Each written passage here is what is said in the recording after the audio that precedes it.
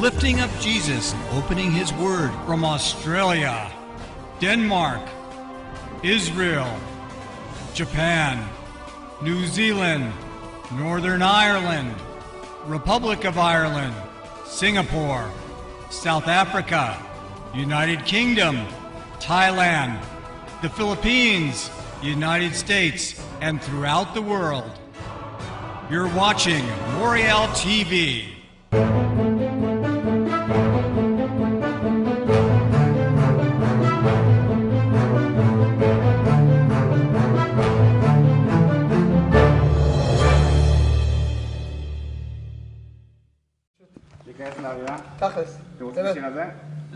No, put the other one on for now. Here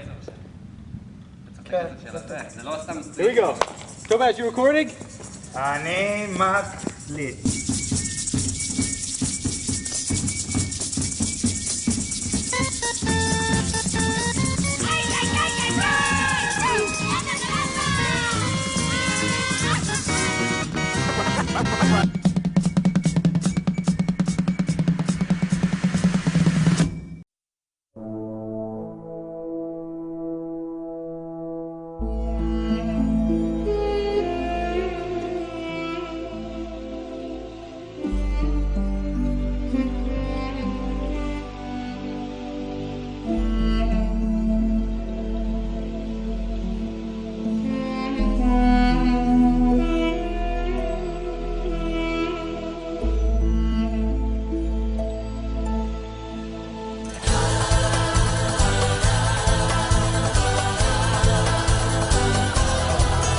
We went to the temple gate, dressed in joy to praise your name. Today is our day to celebrate.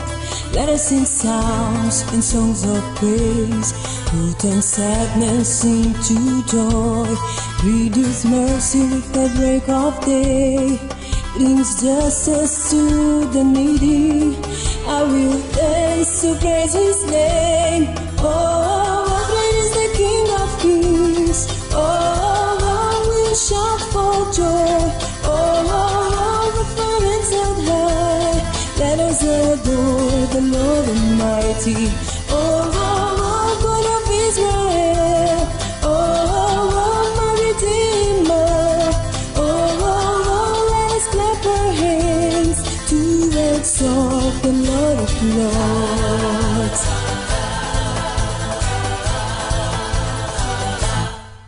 We went through the temple gate, dressed in joy to praise your name. Today's our day to celebrate. Let us sing psalms and songs of praise. Who turn sadness into joy, renews mercy with the break of day, brings justice to the needy. I will dance to praise His name. Oh, great is the King of Kings. Oh, we'll shout for joy. Oh, with my hands held high, let us adore the Lord Almighty. Oh, God of Israel.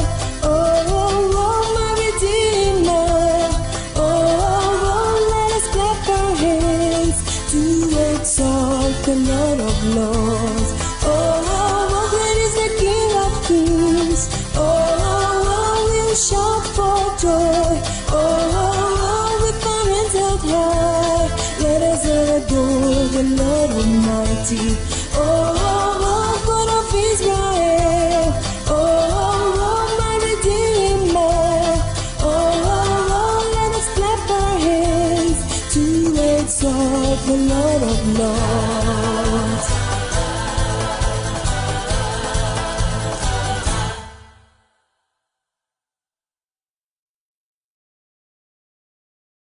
Hi, this is Tim from Moriel TV and Moriel Radio. I'm here live via Skype with James Jacob Prasch. Jacob, the Feast of Esther, the Feast of Purim is coming up tomorrow, and you have a special message today. Would you like to share that? Yes, it's not just for this Purim, but it's for all Purims. Purim deals a lot with God's deliverance of His people Israel from anti-Semitism. And the book of Esther is a unique book in many ways. It deals with the Jews who were in Persia after the Persians overtook the Babylonians, and there was a Jewish community there that had not returned to Israel. Among them was, of course, Queen Esther, whose pagan name was Hadassah, and her uncle Mordecai, who had become her adopted father. The rabbis, interestingly, point out that she's one of the few, very few, female types of the Messiah. And they make some capital of the fact that she had no father or mother, which is very interesting in connection with Yeshua, Jesus. We know a fair amount of Esther in terms of the book itself, but there's also an apocryphal Esther. And there is a considerable amount of knowledge of the historical background of Esther, which some liberal scholars have tried to amplify out of proportion to try to discredit the historicity of the book. Nonetheless, the book is still in the canon of God's word. The villain is, of course, Haman. Haman had a plan to destroy the Jewish people. Haman was an Agagite. In other words, a descendant of Amalek. He was not himself a Persian, but he rose to position in Persia. Now, this is very important in understanding modern Iran. The religion of Iran, of ancient Persia, was Zoroastrianism. It was not a particularly anti-Semitic religion at all.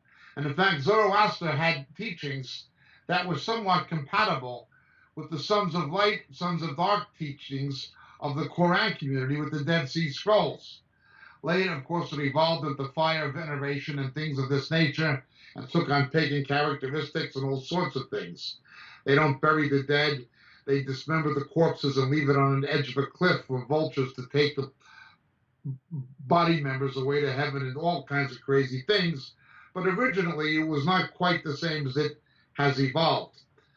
The calendar and the holidays of Iran to this day remain Zoroastrian, not just Islamic. It's had quite an influence. But what was important about the villain Haman, who became prime minister under King Ahasuerus, was that he was a descendant of Amalek. Now, when we remember the story of King Saul was deposed as king at the decree of the prophet Samuel because he failed to disperse of Amalek. What's this bleating of the sheep that I hear? He tried to look for something good, or tried to sort out the good things from something that God said was bad.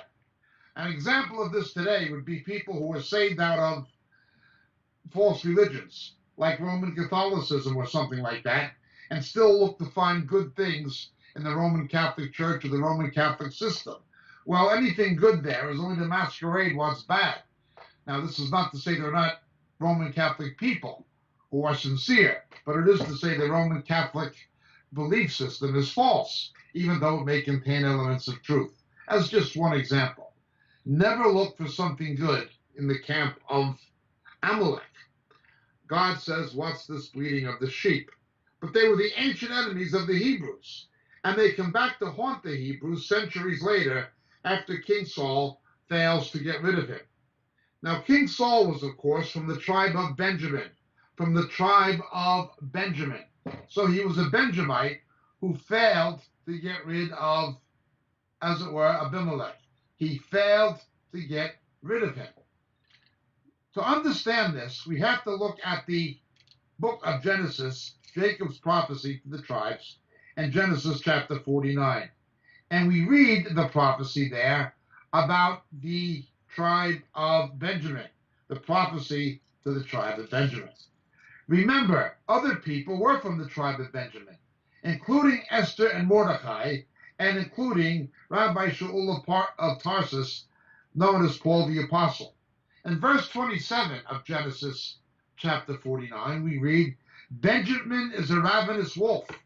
In the morning he devours the prey. In the evening he divides the spoil. In the evening he divides the spoil. Now, divide the booty with the strong. He becomes a partaker of God's blessing, of God's treasure at the end. But he begins badly. the characteristic of the tribe of Benjamin is to begin badly but end good. To begin badly but end good. We see this played out throughout the scriptures, certainly in the book of Judges, the final war in Judges. But we see it in the story of Esther and Mordecai. While it was a Benjamite, Saul, who failed to get rid of the Agagite, it was Esther and Mordecai from the tribe of Benjamin who did get rid of him, that is Haman. Benjamin always begins badly, but ends well. Well, the New Testament shows us something that the early Christians held to. They believed that because St. Paul was from the tribe of Benjamin, this also applied. He began as a persecutor of the church, a ravenous wolf, but he began one way and ended quite another, ended on a positive note. Now, this is very important in understanding the background of the story of Esther. In the story of Esther, Mordecai did a good service to the Persian king. It was recorded but forgotten, and in the meantime comes this anti-Semite Haman. Now, in Jewish culture, Haman is a figure who personifies the arch anti-Semites of every generation. For instance, the medieval popes who conducted anti-Semitic pogroms, or the inquisitors, or Adolf Hitler, each of those was the Haman for their generation. Each generation has a Haman. Well, the Haman, going back now to the early 1990s, was Saddam Hussein. He pledged to destroy and obliterate Israel and take that land and give it to the Muslims. Haman in the book of Esther was defeated on the 14th of Adar, the feast of Purim, the feast of Purim.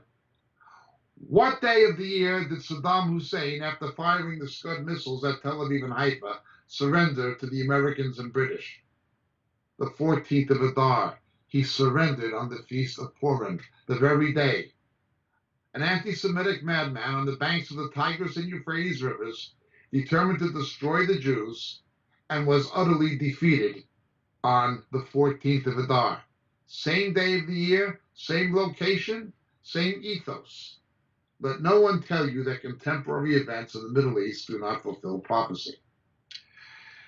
If it's a city with walls like Jerusalem, it's actually celebrated on the 15th of Adar, or the city, not only of Jerusalem, but any walled city in Israel, Akko being another. But the 14th is the basic day. It roughly is, it will be tomorrow, Thursday, the 1st of March, this particular year of 2018, is when it's celebrated.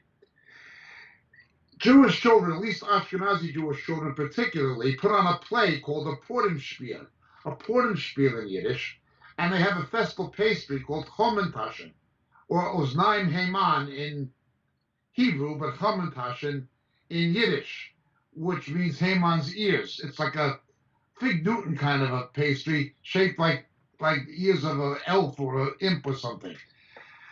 And Jewish children get dressed up in costumes, and they also put on the costumes of the characters, and they perform the Book of Esther. And the pretty little girl gets to play Queen Esther, and the mother girl gets to play Queen Vashti. Esther replaced Vashti when Vashti displeased the king. And on the council of his advisors, the king, Ahasuerus, had a beauty contest. And the winner of this beauty contest, of course, would be the queen in place of Vashti. Now, there's much typology in Esther, the relationship between Israel and the church, the two women. Not that the church replaces Israel, but obviously Vashti displeased the king. Esther did not. We then also have the scepter being held out on pain of death if it wasn't held out before you could come before his throne. No one comes unless the Father draws him. This kind of imagery. The celestial imagery of the eternal throne in the book of Revelation looked at in the original Greek draws on the Septuagint version, particularly language imagery, of the ancient Persian court in the book of Esther, chapter 1. Much similarity. Hence, Esther is also of literary importance in understanding the New Testament, particularly in the Greek language. Again, I would refer you to our teaching tape on the book of Esther. I refer you to our teaching tape on the book of Esther, the season of myrrh and the season of spice. Nonetheless, let's just look at Esther. Esther deals with liberation from anti-Semitism, when God would raise up a hero, Mordecai, and a heroine. Another important aspect of the book of Esther is that when God uses a woman and places her in a position for God to use her mightily, her head is always, as it were, covered. Every Esther has a Mordecai. Every Deborah has a Barak. God does not circumvent his order of spiritual authority. These people who run around with the Jezebel spirit in the church, with women preaching to men and things of this nature, that is unscriptural, or teaching doctrine to men or women pastors. And some people like to say crazy things on the internet, zipping the mouth of the sisters and silencing the sisters. No one says that women can't share. No one says that women can't teach other women. But leadership is male, and women should not, in an ideal situation, teach doctrine to men. It's just not biblical. And when you see women who are intent on doing it, they are to some degree controlled by a Jezebel spirit. It's not of God, and it will ultimately bring God's judgment. Certainly deprive of God's blessing at some point. When there's a Esther, there's always going to be a Mordecai. Same with Junes in the New Testament. There'll always be a male covering. Nonetheless, let's look further now. Anti-Semitism. Anti-Semitism. It's always the same thing. Remember, anti-Semitism and persecution of the true church are heads and tails. We can distinguish between heads and tails, but we cannot separate them.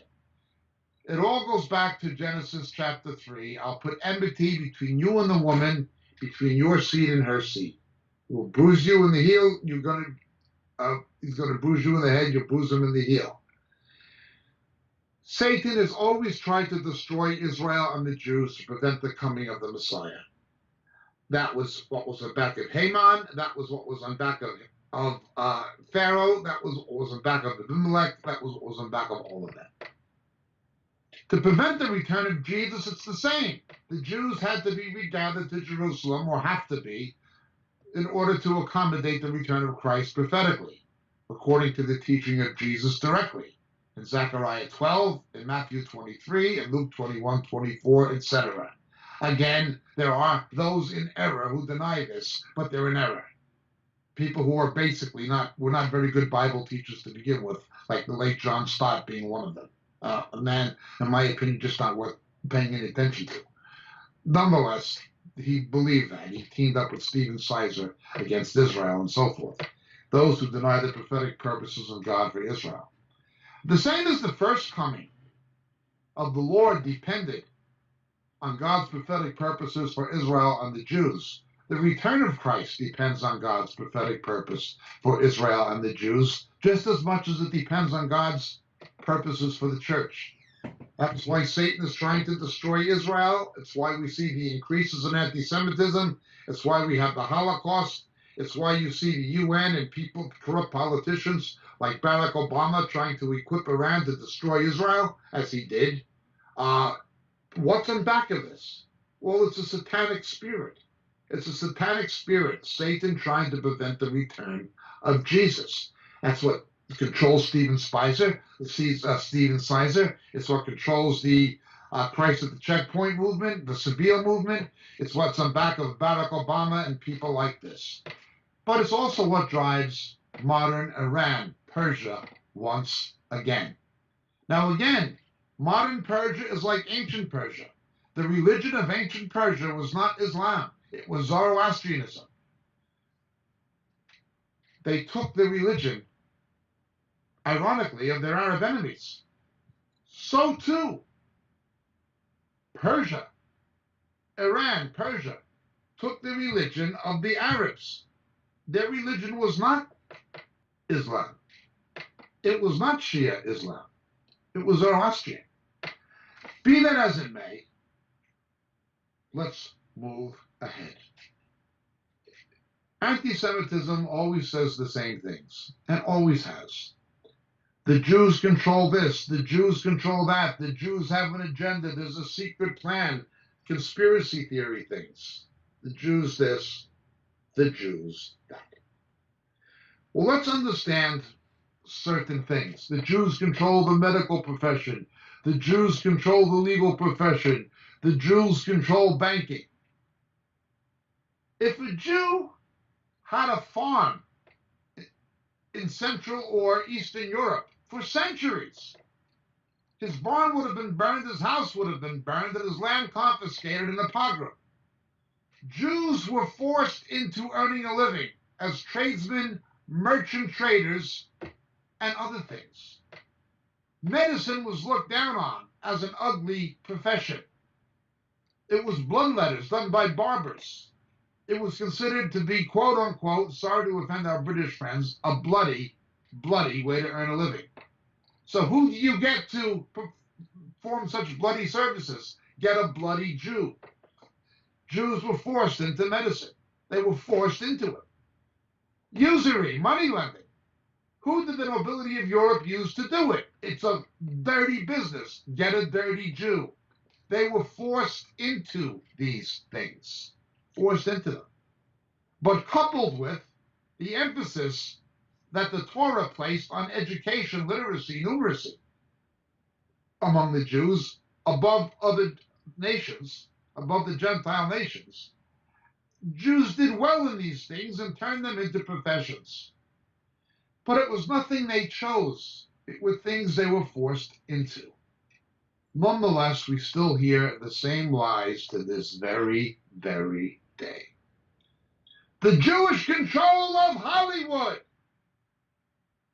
A half-truth. The founder of Hollywood was Cecil B. DeMille. He was not Jewish. Yes, the Warner Brothers were Jewish, and Harry Cohn was Jewish, but they didn't make pornography or pornographic movies.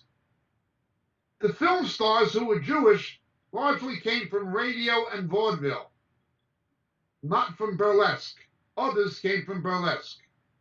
Jews basically were comedy actors, and they came from vaudeville or radio. We're speaking of Eddie Cantor, the Marx Brothers, or the Three Stooges. They were clean. They were not vulgar or pornographic.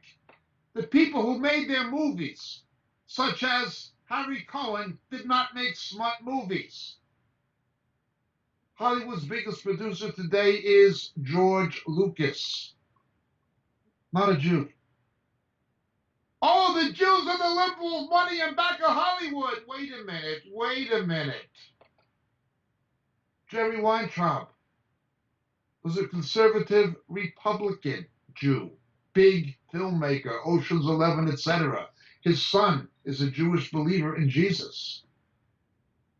Jerry Bruckheimer, another big Hollywood filmmaker, conservative Republican, right, center.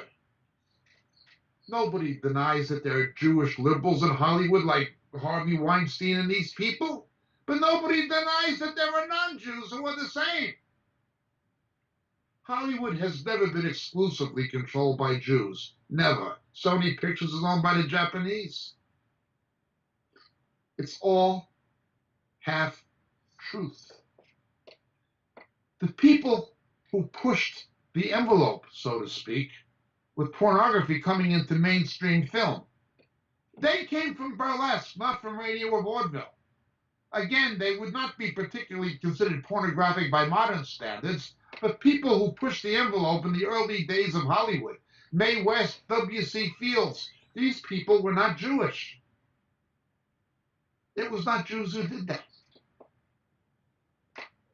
Then we hear, oh, the Jewish pornographers. Yeah, you've got small-time Jewish porn merchants. Sternberg, this other guy, Jeremy, or up in the San Fernando Valley, or you had Al Goldstein with his filthy magazine in New York. These were small time. The porn king of Soho in London was Raymond. He was a Catholic.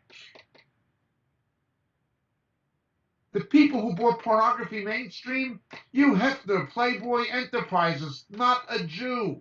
Bob Guccione, Italian-American, Penthouse, not a Jew. Larry Flynn, not a Jew. Hustler Magazine. Jews were never the big players in pornography. Oh, there were Jews in it at a lower level. But it was never a Jewish enterprise or a Jewish domain. Never. Oh, the Jews controlled banking. What? Oh, there are Jewish bankers, but most of them are situated and have been situated in Europe, like the Rothschild family and so forth. There are banking dynasties, and some in the States, Hugh and Loeb and so forth. They'll always point out Goldman Sachs. Okay. Now let's look at the whole story. Who was the chairman of Chase Manhattan? David Rockefeller, a non-Jew. Who was the chairman of Citicorp? Donald Rist, a non-Jew. Who was America's first and biggest banking dynasty? The Mellon family, non-Jews. Who was America's biggest banking robber baron and a political and financial dynasty on top of it? J.P. Morgan, a non-Jew. Investment bankers, Brown Brothers Harriman, non-Jews. If you want to say there are Jews involved in international banking and investment banking, of course there are. But again, to say the Jews control it? The present new chairman of the Federal Reserve, and I don't like the Federal Reserve, but the current chairman is a non-Jew. Paul Volcker, one of the most influential chairmen of the Fed, a non-Jew. Yes, you had Jews like Alan Greenspan and so forth, but to say it's controlled by Jews? It just doesn't work that way. That's just not financial reality. It's not political reality. Oh, the Jews control the newspapers and the media. If that was the case, why is CNN so biased against Israel? Why is the BBC so biased against Israel? Why is UKI TV so against Israel? Why are the networks so biased? Yeah, you've got Jews in it like David Zucker. Those people disgust me. But Rupert Murdoch and his family are not Jewish. He's a Scottish Presbyterian from Australia. Fox News, Wall Street Journal, New York Post, not Jewish. USA Today, America's biggest chain of newspapers, Gannett's, not Jewish. America's first newspaper dynasty, the Hearst family from Citizen Kane. William Randolph Hearst, New York and San Francisco, not Jewish. America's biggest tabloid, the New York Daily News, Patton family, Irish Catholic, not Jewish. Nobody denies there's Jews in the media, but to say they control it? It's not true of the media, not true of Hollywood, it's not true of banking, it's certainly not true of pornography. It's just not true. Now look, at any time in history, it is a fact, it's an undeniable fact of history, that one ethnic group, as it were, tended to predominate. This is for sure. One ethnic group did tend to predominate. During the Renaissance, it was Italians. Almost everybody who did anything was an Italian. Michelangelo, Machiavelli, Dante, Leonardo da Vinci, they were all Italian. Other times in history, the ancient world, time before Jesus, they were all Greek. Plato, Aristotle, Socrates, Archimedes, Hippocrates, Herodotus, Euclid, they're all Greek. During the Age of Empire, everybody was British. They were either English or Scottish or Irish. You know, oh, the Jews control this, the Jews control that. My family is a mixture of Jewish and Irish. Why do the Irish have a disproportionately large amount of their population of Nobel laureates for literature? Why are so many of the great literary geniuses Irish? Take your pick. Both Catholic Irish and Protestant Irish. James Joyce, Samuel Beckett, Oscar Wilde, whatever. Oh, you go to the major police departments and county and prosecutors' offices and district attorneys' offices in the USA. Boston, Chicago, New York, Philadelphia, dominated by Irish. Always have been. Oh, the Irish control the police and they control the courts. Oh, they don't. The Jews control the elections. Wait a minute. Organized political corruption in the United States. Don't get me wrong, my mother's family is Irish now. The political machines, the Kennedy machine in Boston, the Cook County machine, the Daley machine in Chicago, Tammany Hall in New York, the Hague J.V. Kennedy machine in North Jersey. These are all Irish. But you can't blame the Irish people for organized political corruption. It's like blaming organized crime on the Italians. Yeah, there's a Costa Nostra. Bolger was Irish in Boston. The Westies in New York are Irish. Mickey Shaughnessy, Irish, Chicago. The first organized crime in America, the Molly Maguire Jr. racketeers were Irish. Then there were Jewish gangsters.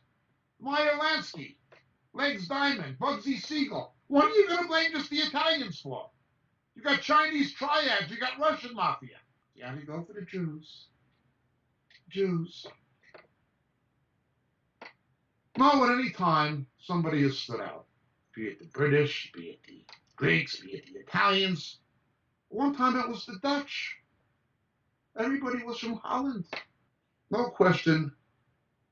In the 20th into the 21st century, the Jews are having their day and their hour. Disproportionately, a large amount of people in most fields, from science to the arts, finance, are Jewish. Disproportionately large amount. But that's not unique to the Jews. Everybody's had a turn. Now, I would say it's of some prophetic significance that the Jews are having their turn at this time in history. When Israel's reborn as a nation and prophecy is being fulfilled, yes. But to say this is Jewish control, that's like saying there was an Italian conspiracy for the Renaissance. Well, if there was an Italian conspiracy for the Renaissance, for the most part, the world benefited from it. Despite the corruption of the Vatican and the papacy, for the most part, Western Europe benefited from it. And not just with the Renaissance. What would have happened if Hitler had gotten the atomic bomb before the Americans? Robert Teller, Robert Oppenheimer. These are Jewish scientists. Most of those physicists and nuclear engineers were Jewish. Up to the 1950s, polio was a marauding disease in the United States. And in much of the developed world, it was a marauding disease. What do you want to do? Curse the Jews for Jonas Salk? For poliomycin? For the vaccination? America would have lost its economic dominance in industry had it not been for high tech. Labor-intensive industries, manufacturing, these things were going increasingly to Asia, or if they were labor-intensive, to the third world. What has kept America on top? Microsoft, Apple, Facebook.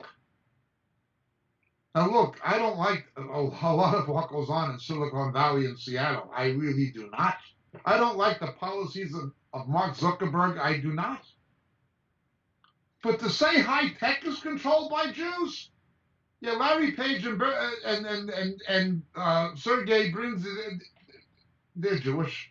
Mark Zuckerberg is Jewish. Stephen Jobs was not. Bill Gates is not. Jeff Bezos is not. It's not a Jewish enterprise. It just isn't. None of these things are. Are Jews in them? Absolutely. And have made good contributions to most of those things. But this ignorance and bigotry is just stupid. It's just not like that. Likewise, the Jewish liberal establishment. You hear this all the time. The ACLU is headed by Anthony Romero, an Italian Catholic American. He's not Jewish.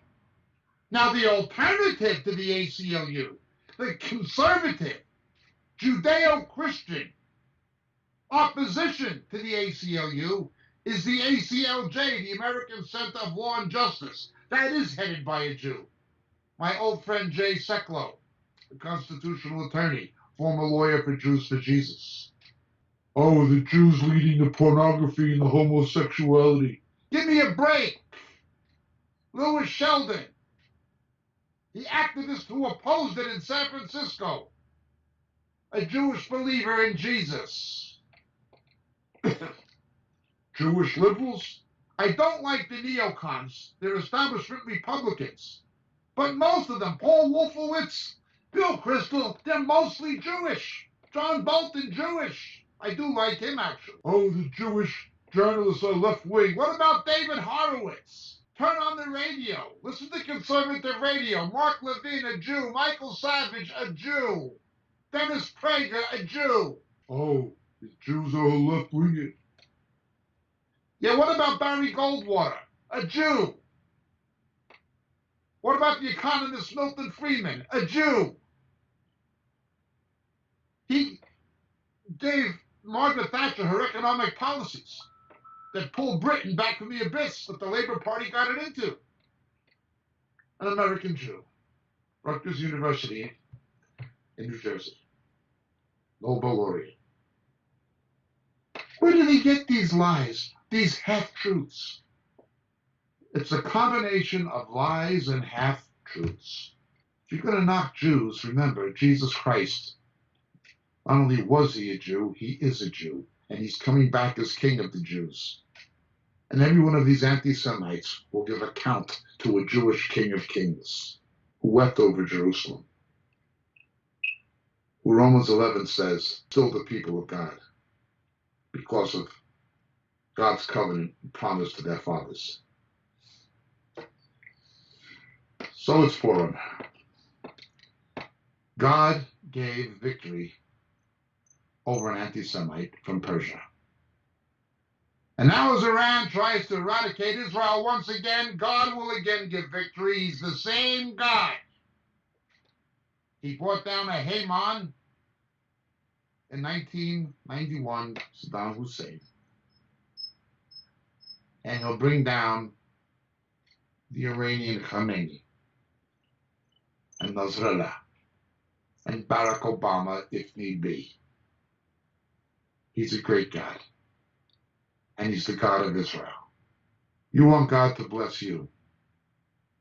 You bless Israel. And the best way you can bless Israel is to pray for their salvation and to tell the Jew the gospel of their own Messiah, the Lord Yeshua HaMashiach, Jesus.